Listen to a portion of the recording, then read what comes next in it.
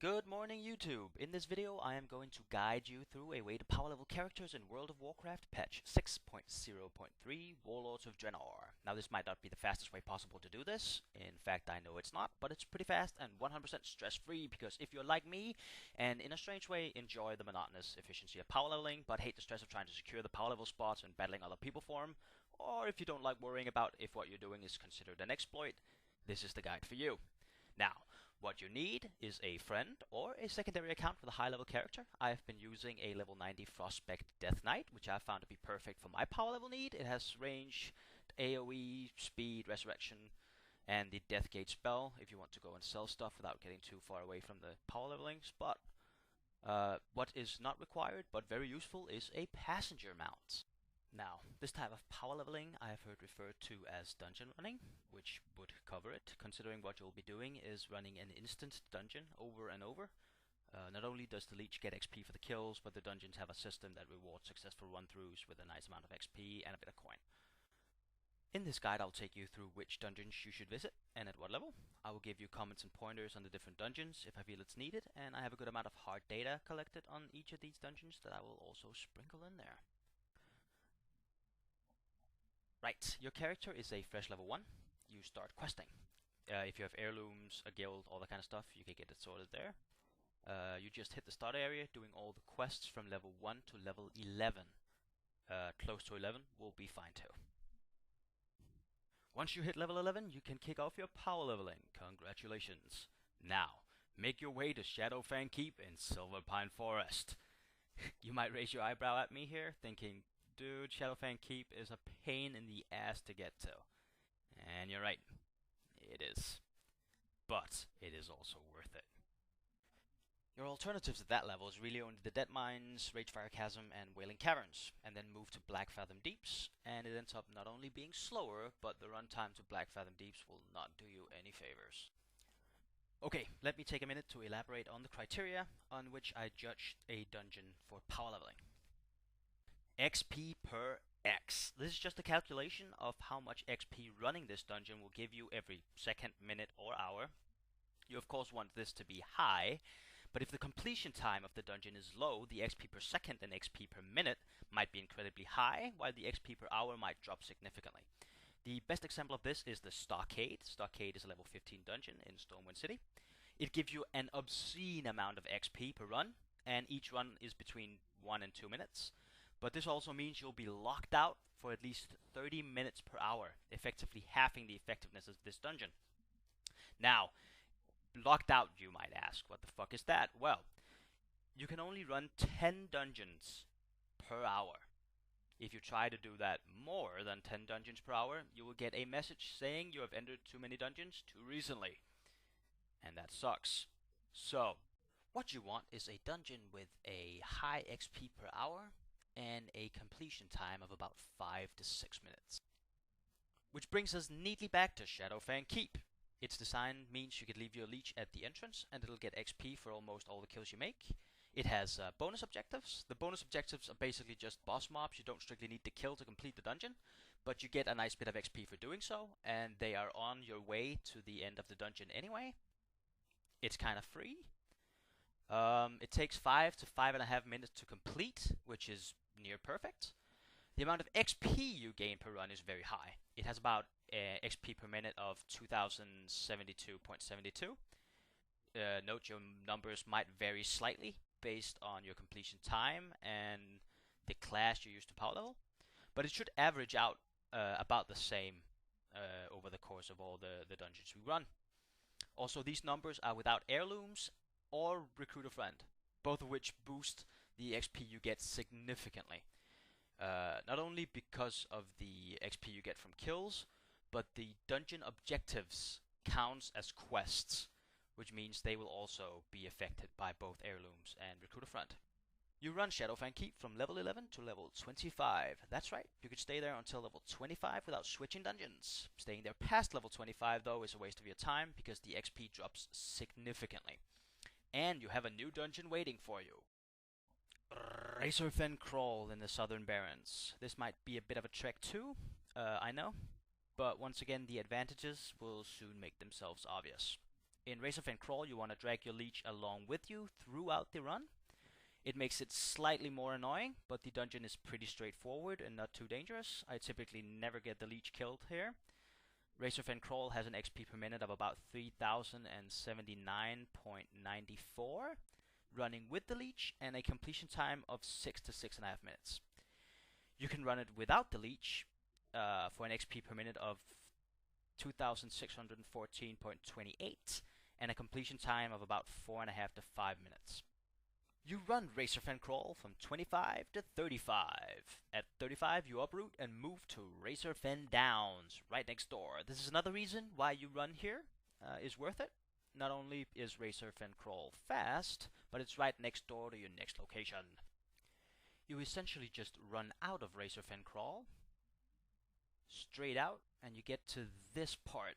You see the ridge there? You could just run up on that, and you could watch the reindeer sort of follow the path over the ridge and down into what is Razorfen Downs on the other side. Razorfen Down kicks it up nicely with an XP per minute of 5,985.48 and a completion time with the Leech of 5 to 5.5 minutes.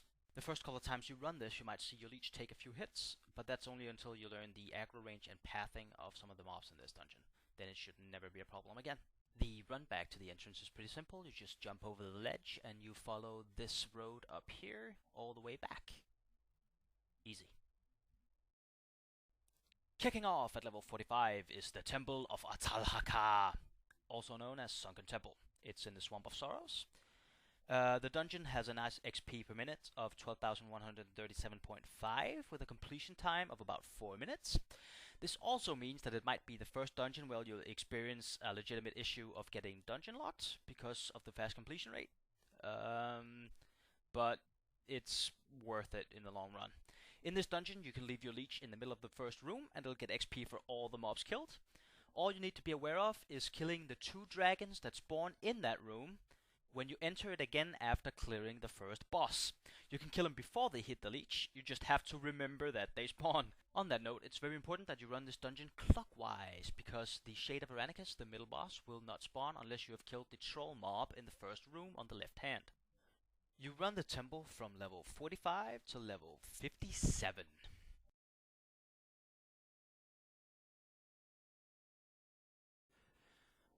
Moving on, you make your way to the Hellfire Ramparts on the Hellfire Peninsula. I'll just quickly show how you get there from the nearby flight path. In this dungeon, you can leave your Leech right after the first bridge, and it'll get XP for all the mobs killed. This dungeon is quick and dirty. Its XP per minute is 25,733 with a completion time of about 3 minutes. When you hit 58, you are faced with your first choice. You can now move to the Bloodfurnace right next to this dungeon, or you can keep going and hit 60 in the Hellfire Ramparts. Then you can go get your flying certificate and make life a lot easier for yourself. Also, the quest for the Ramparts unlocks at 58, so if nothing else, it's worth running it an extra time for the 40-ish K of XP you get for those quests.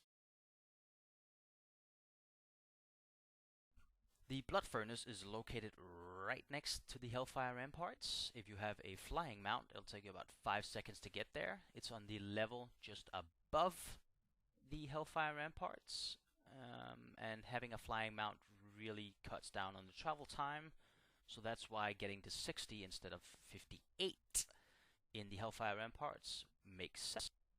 The Bloodfurnace. You will have to drag your Leech around for this one, and there are a handful of stealth mobs in this dungeon that might go for your Leech, but you'll learn their location and pathing pretty quickly. It has an XP per minute of about 22,663.63 and a completion time of 3.5 to 4 minutes. You run this dungeon until level 67, or alternatively, at 63 you can then go to Ahn'kahet, the Sethic Halls, which has an XP per minute of 24,155.46 and a completion time of 3.5 to 4 minutes. But the Sethic Halls is an infinitely larger pain in your ass, so I suggest staying at the Bloodfurnace. At 67, you move on to the Botanica, which is part of the Tempest Keep in the Netherstorm. When you get there, you see a bunch of flying wings. The one you want to go to is the blue one on the left side. Right there. That will get you to the Botanica. The Botanica is a nice straightforward dungeon with minimal dangers. XP per minute is 24,248.70. A completion time of 4 to 4.5 minutes. You get rep for the Shata. You run this from 67 to 70. At 70, you move on to Ahn'kahet, the Old Kingdom, in the Pit of Narjun in Dragonblight. Now this can be slightly tricky to find the first time, so I'll just quickly show you how. It's a little pit right under the city. There is 2 holes going into the ground. Once you go into those holes, you just look right behind you, and there will be the meeting stone for the 2 dungeons located in the Pit of Narjun. You want to go to the one on the left, right there. The dungeon itself is nothing too out of the ordinary. I will indicate the best line to run this dungeon with my mouse cursor on the map. You want to start out by going counterclockwise, then switch over to clockwise after the second mob. That is the most efficient line for this dungeon. In order to get your hands on the second boss mob, you'll have to get up on these pedestals and press these blue egg things right there. They will, when you press them both, deactivate the blue force field you see over there in the distance and allow you to get to the second boss mob. You run this dungeon from 70 to 73. Exiting the dungeon, you will not actually be at the entrance of the dungeon. You'll have to run back. Fortunately, the run is not that far, and it is not that difficult. You can see the entire run back right here. If you have a leech, you could clear out these mobs here to make sure that it doesn't get hit. Otherwise, it's usually not that important. Right, there's the meeting stone. On the right is Ashjol-Nerup and the Old Kingdom right down there. At 73, you move on to Gundrak in Soldrak. You run that to 77. Alternatively, at 75, you can move on to the Pinnacle of Uthgard, but there's not a whole lot of reason to. Now, there are 2 entrances to this dungeon. The one you want to go to is the one on the left side of the giant rhino. The reason for this I will explain to you in a second. Right, we're inside the dungeon. In this dungeon, you can spawn on both sides of the map. At first glance, it would seem that it doesn't matter which side you start on, but because of the layout of this dungeon, starting on the snake side is a bit faster. I'll elaborate. This dungeon initially has 3 bosses. Behind each boss is an altar you need to click. This will drop a stone in place onto the bridge in the middle. When all 3 stones are dropped, the bridge will turn and allow you to get onto the 4th and final boss mob. The reason we start at the snake side and finish at the troll side is because you could jump off the side of the troll side, swim up the bank and get onto the bridge. You cannot do that on the snake side. In this dungeon, you will have to drag your leech around, and when you jump into the water, be aware that the fish will aggro. After killing the final boss mob, you will once again have a choice, left or right exit. You want the right exit, which will allow you to start on the snake side again.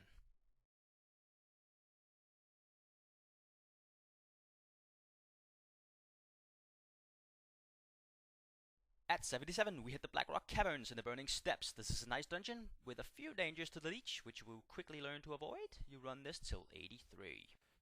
Finding this the first time can be a bit of a challenge, but it's really not that hard. All you have to do is enter the Black Rock Mountains and take a right. When you get to the grate that looks like it has been bashed in, you want to go in there.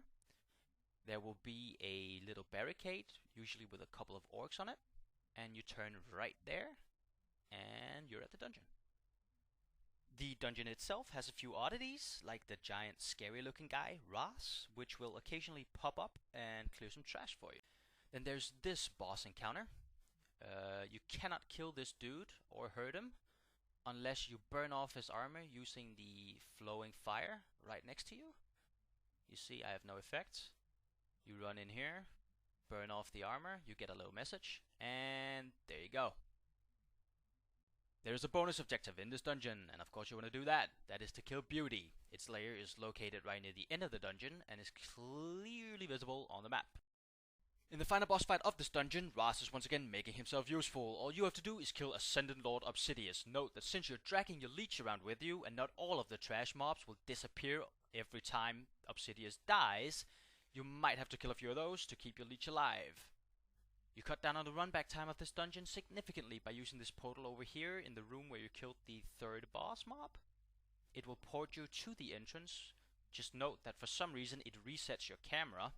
I have no idea why this is.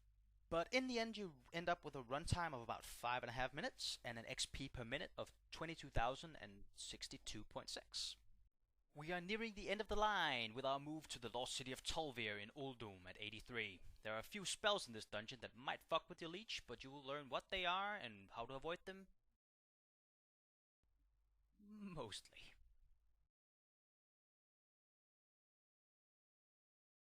This dungeon is most effectively run by doing it counterclockwise. Following my cursor on the map will show you the direct route you should take.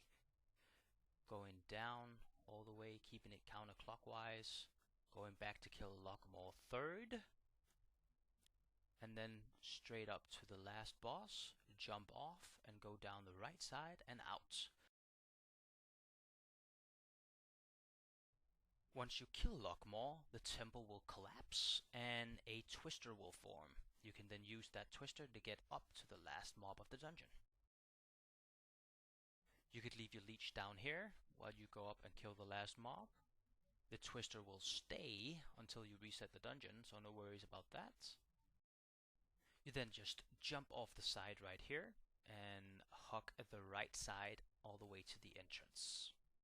Even though this is a mainly level 1 to 85 guide, I will give you a way to get all the way to 90, still using a level 90 Powerlevel. If you have a level 100 character, you can go to Pandaria and be more effective, and perhaps I'll do a guide for that at a later date. But for now, I assume you don't have Warlords of Draenor. 85 to 90 will be a lot slower than what you're used to. Not only do you not get XP from mob kills, but at this point neither Recruit a Friend nor your heirlooms will add any XP. What you do at 85 is move to the Halls of Origination. Like I said, you don't really get XP from kills anymore, but the reason we are at this dungeon is the 101,400 XP guaranteed from dungeon XP and bonus objectives, and a run takes about 11 minutes. You'll average a level about every hour to an hour and a half, all the way to 90. To get the second mob to spawn, you'll have to kill the 4 elementals in the room first.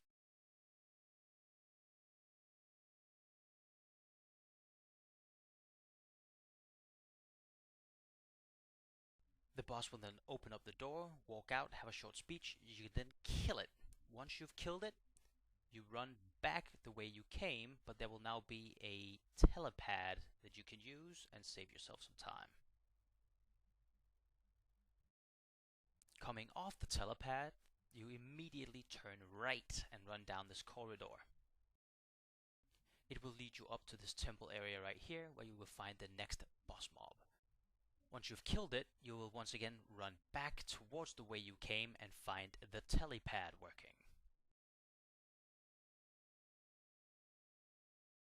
Now you have to use the elevator. You want to go to the second floor. The first floor is the floor you're on.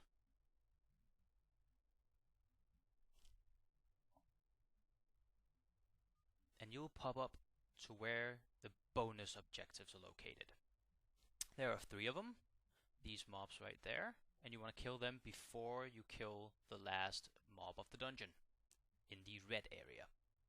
Whether you go clockwise or counterclockwise is of little consequence. I just go counterclockwise because I find the first mob in the counterclockwise rotation to be the most annoying, and I want to get it out of the way. Once you have killed the final boss mob, all you have to do is make your way back to the elevator and go down to the first floor. The second floor is of course the one you're on, and the third floor is of no consequence. So you go back down to the first floor. The direction you want to go is south, and you just run back out. That marks the end of the guide. I hope it's been useful. If you have critiques, suggestions, feel there's any useful dungeons I might have ignored, or just want to call me a doo-doo head because, you know, it's a free internet and all, you could do so in the comments below. I'll also add a too long didn't watch in the video info. It'll just be the list of dungeons and levels I go over in the video, so you don't have to go through it again several times. Thanks for watching. Have a nice day.